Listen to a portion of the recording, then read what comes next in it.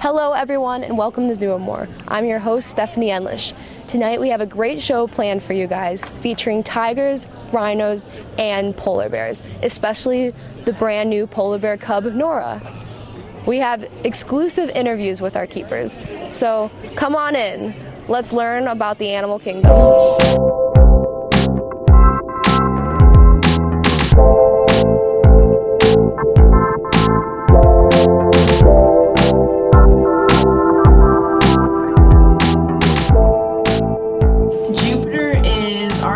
He is about 450 pounds. He's our biggest tiger we've ever had. He is actually from the Czech Republic.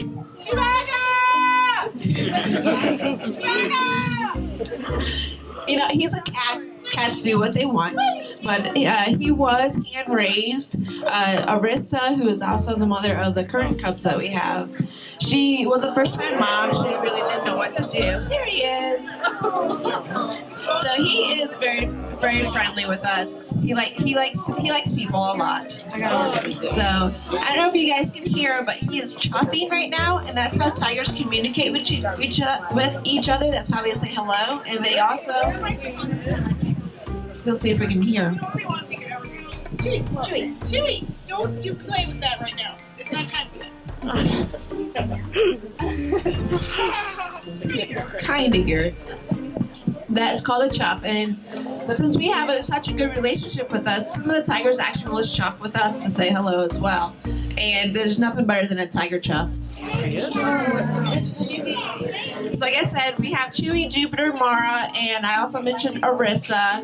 She currently has 3 cubs that turned a month old yesterday, so they are not out yet. They're still, getting stronger and older and keeping them behind the scenes right now. I really don't need to say anything. I'll just let Chewy do his thing.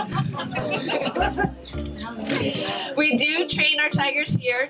Christy is having them go up. We're able to look at their bellies, make sure there's anything, nothing wrong with any scratches or anything like that. If we had, Arissa, before she had her babies, we could have her go up and we could check her nipple development, kind of see how far along, how close she's getting to having her babies. They do several things. We can have them sit.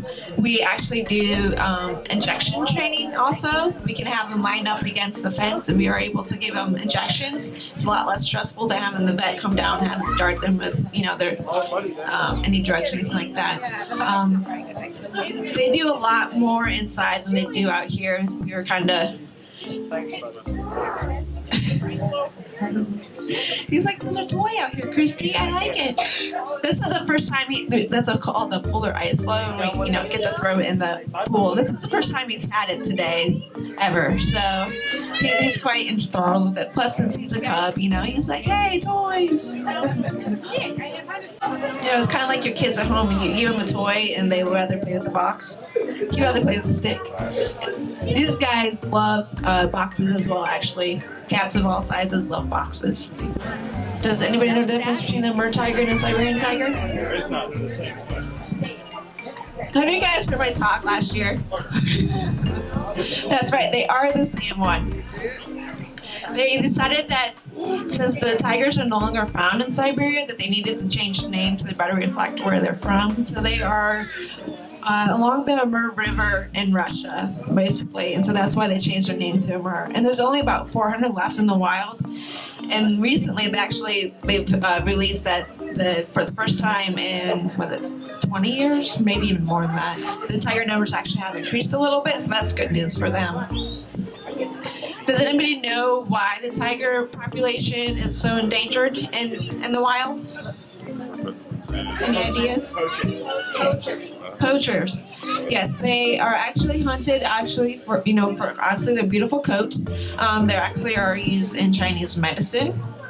They also, of course, are losing their habitat. There's a lot of habitat destruction. So if they don't have the habitat to live, also their prey species are dwindling because they're losing their habitat. So, they have a big struggle out there in the wild. So do you have any questions? What's he eating right now? She wants to know what you're eating. What he's eating, that is actually a processed meat. It's called Nebraska, and it's horse meat. It's a lot leaner than what beef is. It's a lot healthier for them than what horse is. We actually, a few years ago, we did try to switch them to beef when, you know, all the plants were getting shut down. We didn't really like it, but I mean, they did eventually eat it, but the horse is a lot healthier and leaner for them. Any other questions?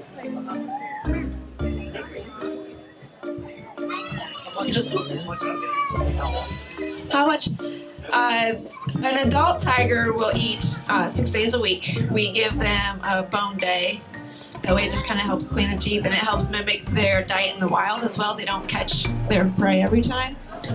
Chewy actually eats every day because he's still growing. Once the cubs actually get old enough to start eating meat, they'll eat every day. Arissa actually is eating every day too, so she has to feed her cubs. But we also, twice a month, we get a rabbit on Mondays, just to kind of help, more of a natural type of diet. Any other questions? I think his last name is about 175. Is that right, Christy? Yeah, about 175. Like I said, yeah, he's probably about 190 now or so. He gains pretty quick. I don't know how long ago you weighed him. She doesn't remember. Yes. How does the weather here compare to their weather in the natural habitat, and how does that affect their behavior? That's a very in-depth question. It's actually pretty. I mean, it gets colder obviously than what it does in Siberia.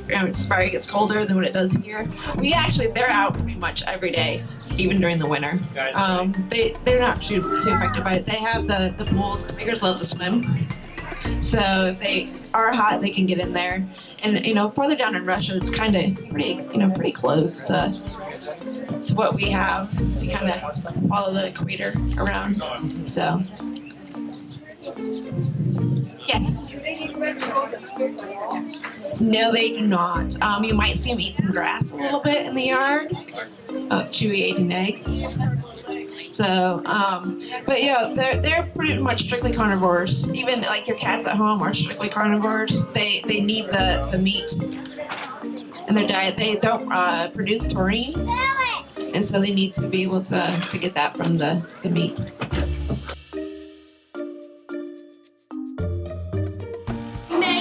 We have a little 5-month-old cub named Nora. So she is absolutely adorable. If you guys haven't got a chance to see her yet, we just recently started putting her out on exhibit. And I highly suggest you guys come back and try to see her at a different time. She's only on exhibit for short periods of time at this time right now, just because she's still pretty young. She's a little baby.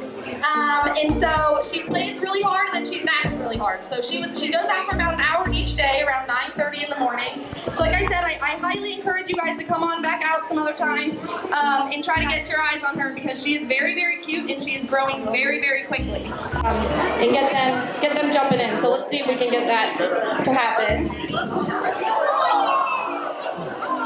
Success! Alrighty, so as you can see, the girls really like the trout in here. Normally in the wild, polar bears would eat ringed seals, and when conditions are totally great, they will generally just eat the layer of blubber. So obviously here at the zoo, we can't offer them the seals. They're not that easy to come by. So we have to kind of substitute it with various things. So one of their main food sources are fish. So they get a variety of fish. They get smelt, herring, trout, capelin. And in here in their pool, they have some trout. So these are kind of bonus treats, if you will. So looks like Aurora might be thinking about jumping in. I'm not sure what she's doing back there. So in addition to the fish, the polar bears here also get a variety of other things. So they get meat every day, and the amount changes depending on. So you can see Anana being very cute, showing you all that she just caught one, and now she's gonna play with it for a little bit. So they do play with their food while we try to get them not to. They haven't quite caught on to that.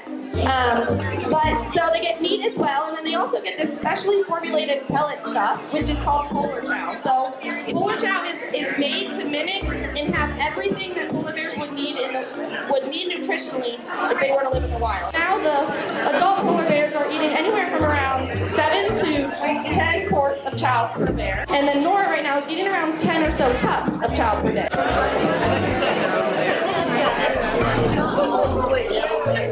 So here at the zoo,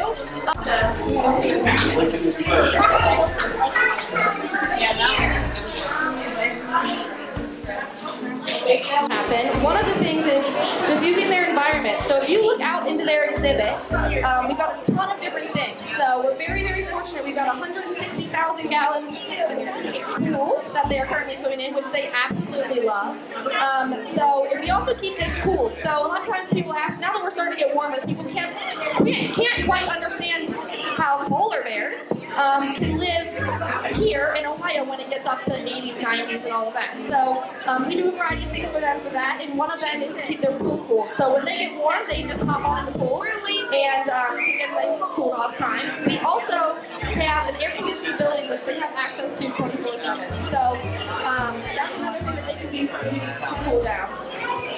They are also a little bit different from polar bears in the wild. So polar bears in the wild have many things that help them to be to live in the very cold temperatures. And so that one of the things is they have about a 4 to 5 inch thick layer of fat, and that helps keep them insulated. So, and that's great for them. Ours here do not have quite that thick layer of fat. One of the main ways that they develop that fat in the wild is by eating the blubber of the ring. We also offer toys from time to time. So these aren't the toys that you eat your dog or anything like that. These are big, heavy-duty toys for the polar bears to be able to have and not destroy. One of their absolute favorite toys are blue barrels. So we've got blue 50-gallon barrels and blue 50-gallon barrels, which the girls absolutely love. And one of their favorite things to do with them is to jump. They'll pull them out on land, and then they'll kind of jump down on them. So they stand up on their back feet and pounce down with their butt. And it's really fun to see, and they absolutely love doing it. And it's a really neat thing because it's a behavior you might see in the wild. So again, our intention with any enrichment is to encourage those behaviors that we would see in the wild. So when we do see it, it's very exciting. And so in the wild, when they're doing that, generally what they're doing is they have a fantastic sense of smell. So when they're looking for their seals, they might be on a big layer of ice, and they will smell down, and they can smell down through about 3 or so feet of ice. But we don't train things like doing backflips or spinning around or anything like that. Our training that we do here is to help to benefit both animals and us, and to make sure that we give them the best care possible. So all of our bears are scale trained, so they are trained to hop on the scale, and not to be able to monitor their weight to make sure they're staying healthy. So in Logan's special case, so he's a big boy, as you can see, but he can get a whole lot bigger.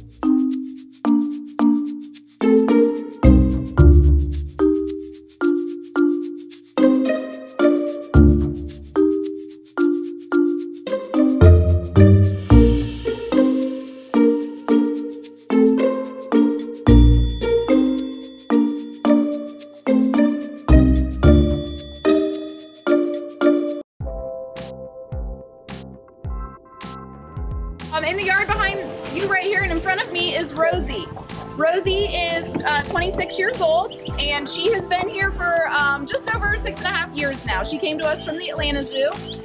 Rosie is a full-grown black rhino. She weighs about 2,200 pounds. So if you can believe it by looking at her, she's actually a little bit on the petite side. She's our little petite kind of supermodel rhino. So she has a lot of personality. Rosie loves training.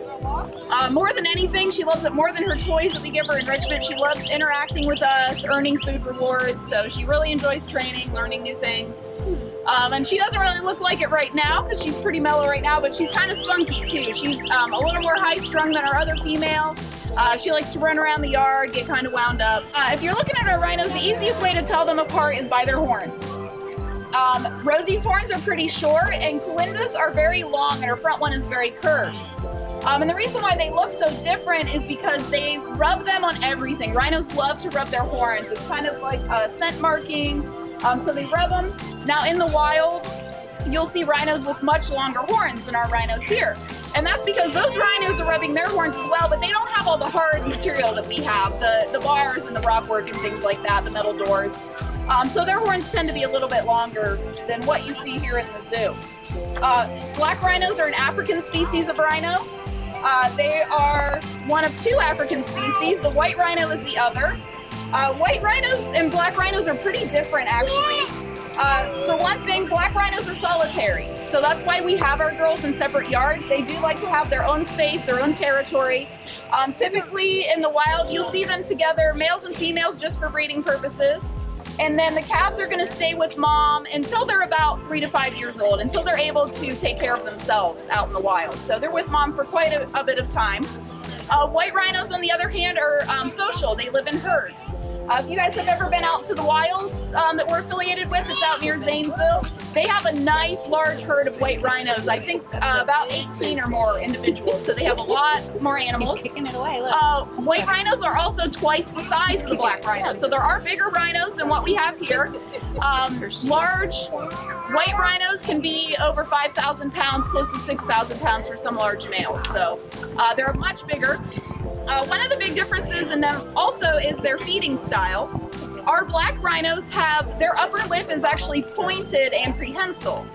They use that in the wild to eat a lot of leaves. They're what we call browsers. So they use that prehensile lip to wrap around the tree branches and strip the leaves off.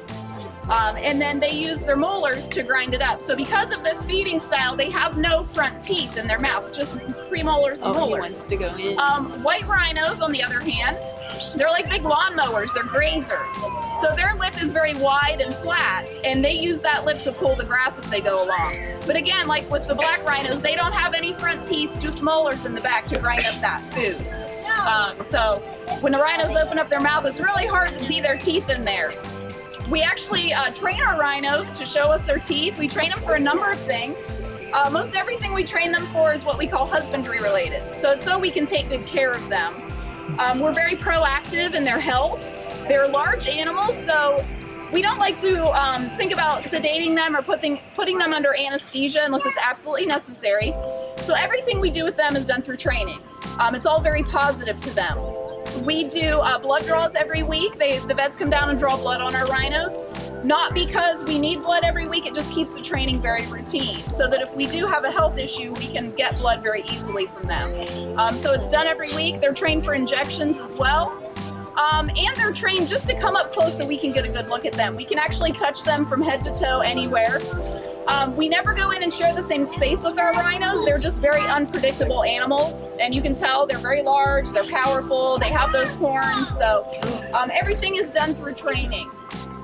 Their horns are what actually offers them a lot of protection. In the wild, rhinos don't worry a lot about predators.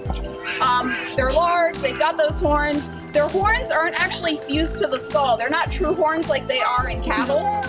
So when you see a rhino skull, you're not going to see horns attached to it. They grow from the skin, just like our fingernails do, and they're made of the same substance. They're made of keratin. So it's just much more densely packed, obviously, than our fingernails are. Those horns are very, very powerful. Like I said, they offer them a lot of protection, but it's also the reason that their numbers are really declining in the wild. Black rhinos like ours here at the zoo have about 5,000 left.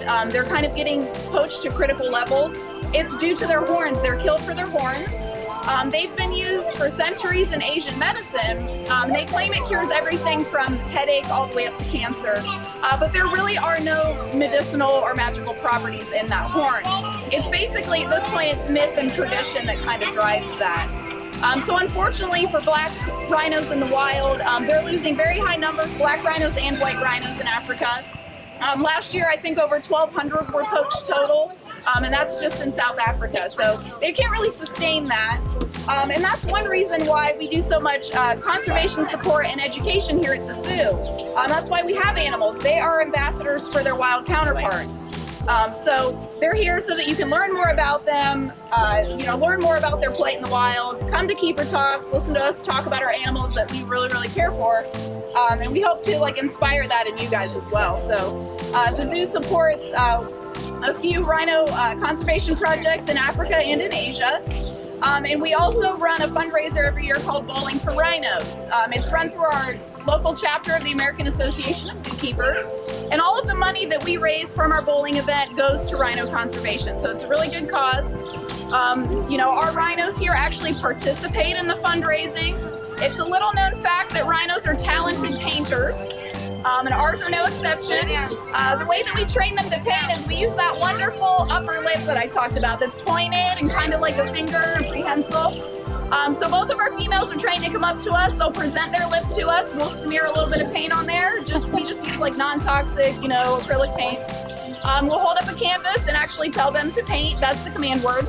And they'll move their lip up and down and move their head across the canvas. So they do make paintings, and all the paintings that our rhinos produce go toward rhino conservation. So they actually get to help out their wild counterparts. I hope you enjoyed our journey into the animal kingdom. Thank you for watching Zooamore. See you next time.